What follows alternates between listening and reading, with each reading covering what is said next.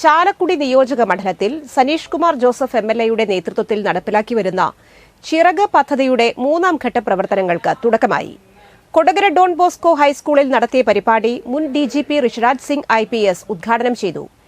MLA Saneesh Kumar Joseph അധ്യക്ഷത വഹിച്ചു.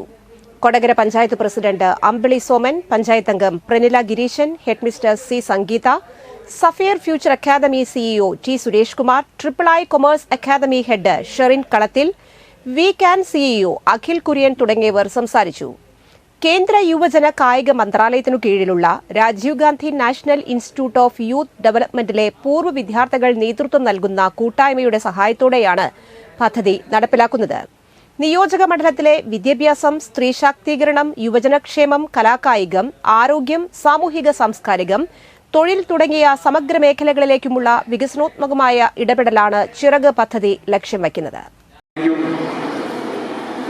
ഇപ്പോൾ നടക്കുന്നത് ആർട്ടിഫിഷ്യൽ ഇന്റലിജൻസിനെ എങ്ങനെ പ്രയോജനപ്പെടുത്തുക, അതിനുവേണ്ടി ആയിരക്കണക്കിന് ജോലികൾ ഇപ്പോൾ നമ്മുടെ മുമ്പിൽ വന്നിട്ടുണ്ട്. ഇതിനെ സംബന്ധിച്ച് എഞ്ചിനീയേഴ്സ്മാർ വന്നിട്ടുണ്ട്. ഇതിനെ സംബന്ധിച്ച് ഇതിന് സെക്യൂരിറ്റി എങ്ങനെ നമ്മൾ സ്ഥാപിക്കണം, അതിനെ സംബന്ധിച്ച ആളുകൾക്ക് ആ പോസ്റ്റുകൾ വന്നിട്ടുണ്ട്. ഇവിടെ ഇരിക്കുന്ന എത്ര കുട്ടികളൊക്കെ അറിയാം, 2 വർഷം മുമ്പ് തിരുവനന്തപുരത്തിൽ ഒരു ഡിജിറ്റൽ യൂണിവേഴ്സിറ്റി തുടങ്ങി കഴിഞ്ഞു. How many of you know? തുടങ്ങിക്കഴിഞ്ഞു. ഞാൻ ആ ഡിജിറ്റൽ യൂണിവേഴ്സിറ്റിയിലെ പ്രൊഫസർ.